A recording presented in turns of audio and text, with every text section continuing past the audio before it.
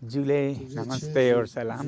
ये आज अनशन का 42वां दिन है और आज से जो युवा कर रहे थे अनशन 10 दिन का वो ख़त्म हुआ और अभी भिक्षुगण यानी कि जो लामा जी हैं गोन्पाओं के 16 मठों के गोन्पास के भिक्षुगण यहाँ पर अब से 10 दिन के अनशन पे रहेंगे।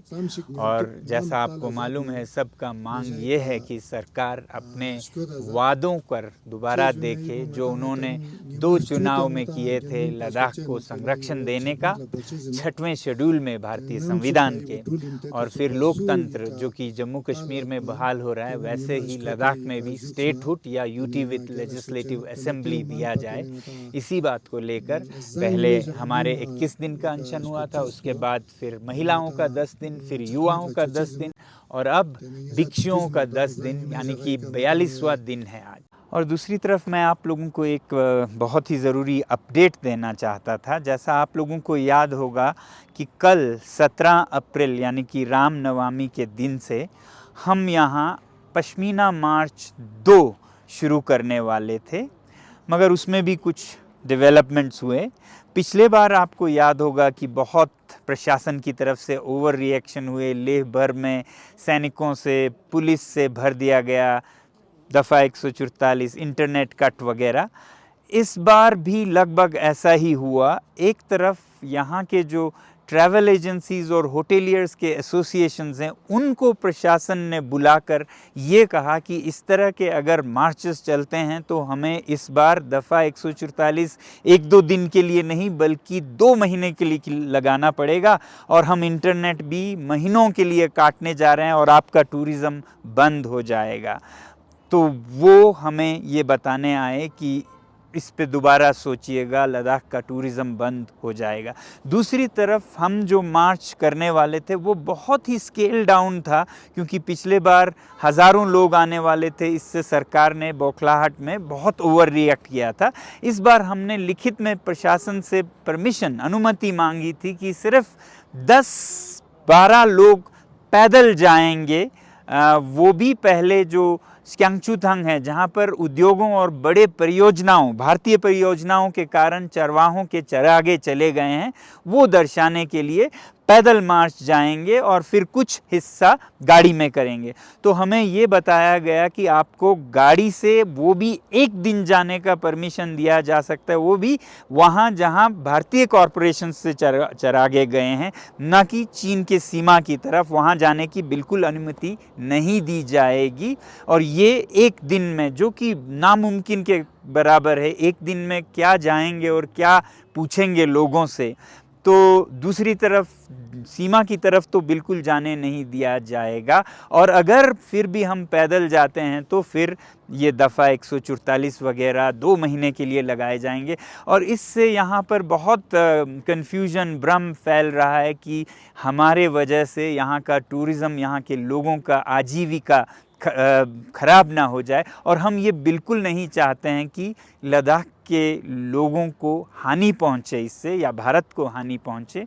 तो इन सब को देखते हुए हमने फिर एक बार एक प्रेस कॉन्फ्रेंस में एपेक्स बॉडी की तरफ से हुआ और उसमें ये कहा गया मीटिंग में और प्रेस कॉन्फ्रेंस में कि हमारा मकसद ये था कि यहाँ सीमा पर क्या हुआ है वो सच्चाई लोगों तक पहुँचाएँ।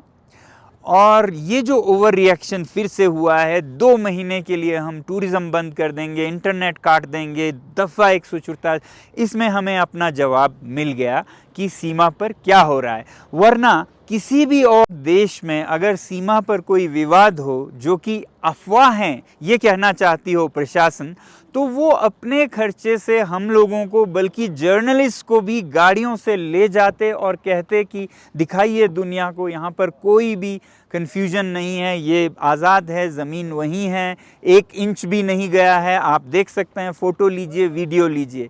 मगर यहाँ उल्टा हो रहा है। यहाँ हमें जाने पर बहुत सारे रोक लगाए जा रहे हैं और यहाँ के लाइवलीहुड को डराया जा रहा है कि आपके यहाँ टूरिज़्म 2 महीने बंद कर दिए जाएंगे।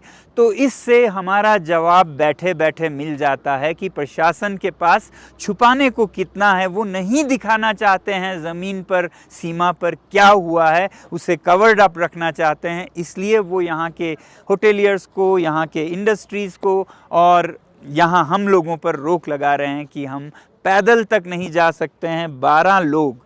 तो ये तो लगभग अलोकतांत्रिक लगता है और इससे पता चलता है कि लद्दाख में लोगों को प्रशासन कैसे प्रशासित कर रही है। यानी कि लद्दाख में जब तक लद्दाख के लोगों का अपना एक असेंबली ना हो, लोकतंत्र ना हो, तो ये यूटी विदाउट लेजिस्लेचर में ब्यूरोक्रेट्स रूल कैसा होता है इसका भी हमें एक टेस्ट मिल जाता है।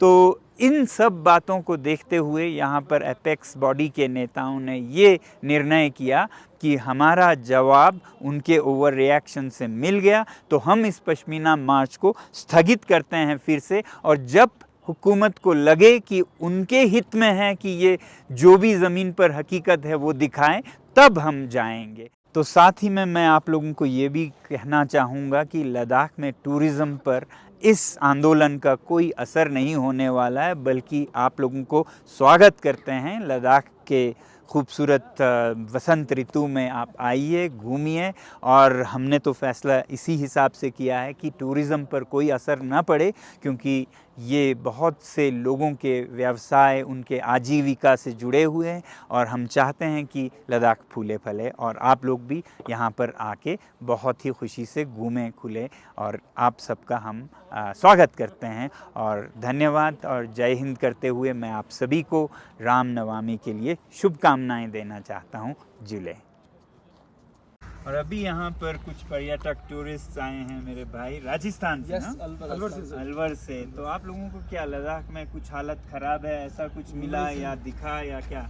नहीं सर, अभी हमें यहाँ पे ऐसा कुछ नहीं लगा। इवन टूरिज़्म के हिसाब से हमें बहुत अच्छा लगा। यहाँ पे आके इतनी खुशी मिली कि नेचर इतना, मतलब गॉड ने इतनी अच्छी चीज़ों से ब्लेस किया है। यहाँ के लोग इतने अच्छे हैं, इतना हमें कोऑपरेट किया। हमने फर्स्ट टाइम भी आके जब पूछा किसी चीज़ की हेल्प की, तो उन्होंने बिना किसी चीज़ों के हमें बहुत हेल्प। देखा जाए तो 4 दिन से हम यहाँ पे हैं और ये जन्नत है। मतलब केवल सुना था, आज सर इतनी उम्र के अंदर मतलब पहली बार मौका मिला यहाँ आने का।